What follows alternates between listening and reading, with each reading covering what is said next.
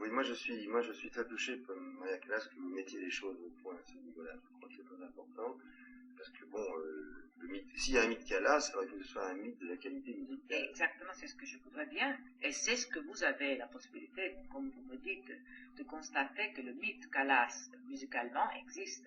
Sinon, vous n'auriez pas pu quand même mettre, je pense, 3 mois et demi. Vous ne pouvez pas. C'est pas fini. Et ça n'est pas fini.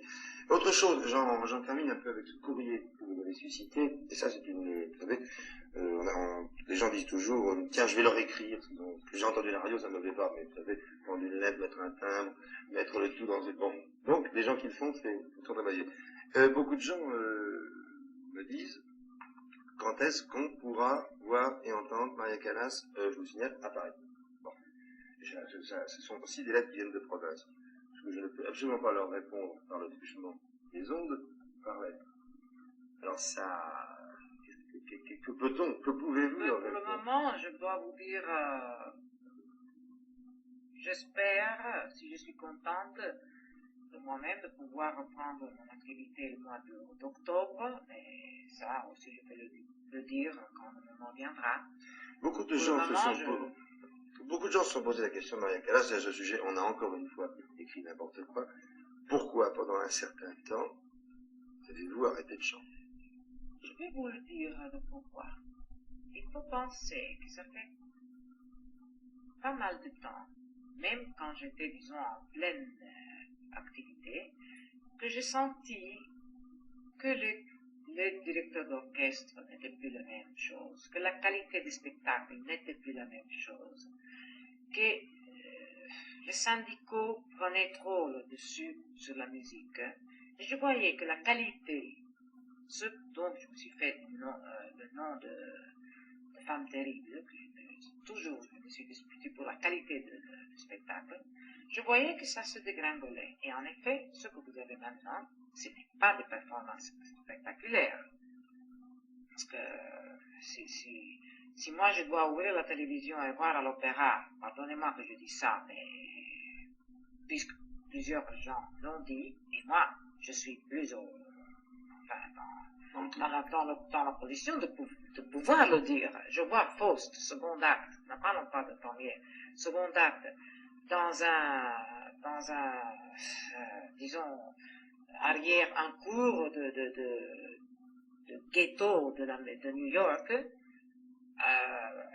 où le second acte, c'est le plus romantique, même vieux style, tout ce que vous voulez, mais il faut qu'on garde ce romanticisme, ce sentimentalisme qui est si beau et qui existe seulement si c'est fait comme ça, pur et beau.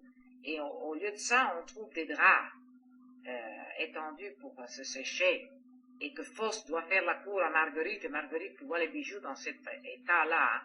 Ça, c'est la dégringolage le pire que peut exister. Alors, moi, je voyais tout ça. Je ne pouvais pas dire que c'était exactement ça. Moi, maintenant, je peux me mettre les mains dessus parce que j'ai vu ça avec mes yeux. Et ça, c'est la ruine de la musique. Ça, c'est vouloir, quoi, je ne comprends même pas. Vouloir enlever la beauté. Et si on enlève la beauté de quoi que ce soit, même de la personne, dans chaque personne, dans chaque bibelot, dans chaque livre, il faut qu'on cherche la beauté dedans. Si on enlève la beauté, qu'est-ce qui nous reste? Alors les bêtes sont mieux que nous. Vous comprenez, c'est beaucoup plus profond que ça. Et j'ai vu petit à petit que tout se dégringolait, que je ne pouvais pas avoir une compagnie à l'auteur. Parce que dans le temps, même au disque, ce qu'on faisait, c'était spectaculaire. Et sur scène, et ce n'était pas les metteurs en scène qui faisaient les mises en scène, c'était nous, entre nous, collègues, avec le chef d'orchestre, c'était Séraphine, que c'était lui qui faisait la mise en scène. Et entre nous, on faisait pas du entre par là et tout ça, et c'était des triomphes et des merveilles. Parce que tu ne peux pas enlever des artistes lyriques, disons, ils sont eux qui font le spectacle, c'est pas la mise en scène. La mise en scène c'est comme un beau bijou, un rubis, bien monté, etc. Mais c'est pas le montage que compte, c'est la pierre. Alors nous chanteurs, nous sommes les pierres du spectacle, à part la musique. nous sommes nous qui faisons le spectacle. La mise en scène, c'est la monture. La mise en scène, c'est un bon entourage. Il faut que ça t'entoure bien. Mais maintenant, c'est devenu prédominant.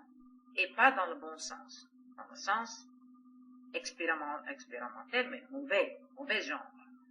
Parce qu'on ne met pas dans force le ghetto. Non, justement, Maria Callas, vous abordez un problème important. Et vous êtes bien placé c'est pour pour en ça parler. Que je me suis retirée doucement, parce que puisque je ne peux pas lutter contre cette disons faire manger en boîte, Oui. acheter les choses en série. Je ne suis pas pour ça.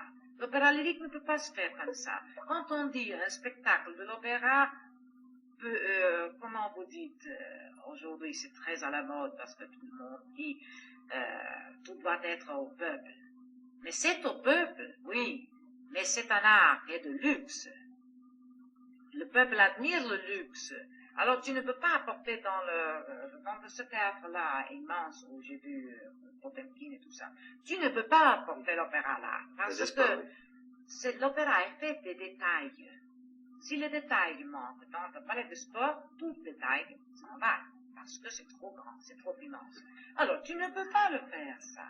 Marie-Callas, c'est important ce que vous dites, parce que... Faites plus de spectacles, beaucoup plus. Au lieu de faire 5, vous faites 20, dans le temps.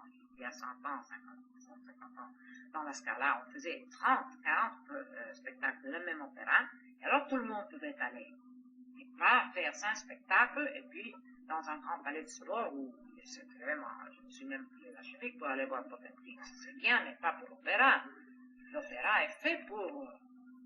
Marie-Callas, c'est très à la mode actuellement. Il y a une crise de l'opéra. Il y a une crise de...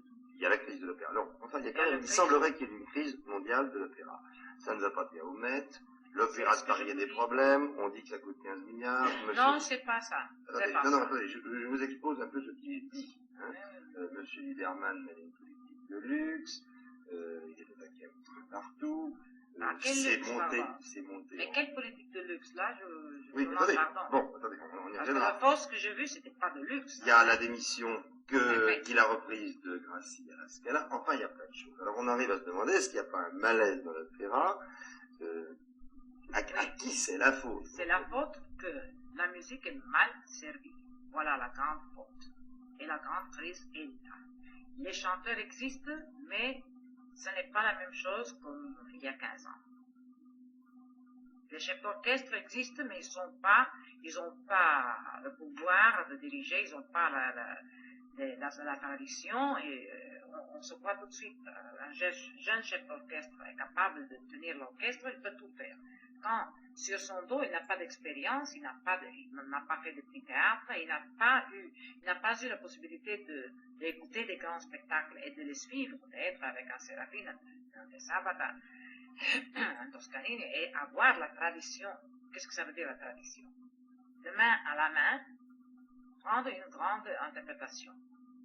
Et ça, où on doit avoir des génies qui naissent de nouveau, pour pouvoir prendre en main, mais avec les jambes, je peux vous dire détaché, parce que je ne suis pas active, disons, pour le moment, dans mon métier. Je peux dire que la grande crise de l'opéra est la qualité qui n'existe plus comme dans le temps. Et hélas, je dis ça parce que le public est beaucoup plus vers l'opéra maintenant que dans le temps. Parce que dans le temps, je vous assure, le dimanche, il n'y avait pas de public dans le théâtre parce que tout le monde allait à football.